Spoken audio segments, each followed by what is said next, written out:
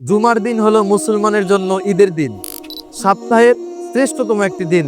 রাসূল সাল্লাল্লাহু আলাইহি ওয়াসাল্লাম বলেন, জুমার দিন অন্যান্য দিনের চেয়ে উত্তম। এই দিনে হযরত আদম আলাইহিস সালাতু ওয়াস সালামকে সৃষ্টি করা হয়েছে।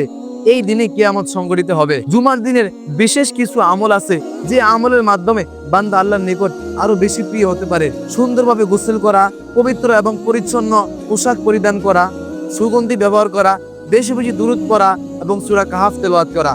জুমার দিন আসরের ফরজ নামাজের পর ওই স্থানে বসেই যে ব্যক্তি এই দুরূদটি পাঠ করবে, আল্লাহ তাআলা তার ৮০ বছরের গুনাহ মাফ করে দিবেন। আল্লাহুম্মা সাল্লি আলা মুহাম্মাদিনিন নাবিয়্যিল উম্মি ওয়া আলা আলিহি ওয়া সাল্লিম তাসলিমা। দুরূদটি আবারও বলছি, আল্লাহুম্মা সাল্লি আলা মুহাম্মাদিনিন নাবিয়্যিল উম্মি ওয়া আলা আলিহি ওয়া সাল্লিম তাসলিমা। ছোট্ট একটি দুরূদ যদি আমি ৮০ বার পড়তে পারি, আল্লাহ তাআলা আমার ৮০ বছরের গুনাহ মাফ করে দিবেন। তাই জুমার দিনের এই ফজিলতগুলো অর্জনের জন্য আমাকে ছোট ছোট আমলগুলো করতে হবে। তাহলে ইনশাআল্লাহ এই ছোট ছোট আমলের মাধ্যমে আমি অনেক বড় ফজিলতের অংশীদার হব ইনশাআল্লাহ।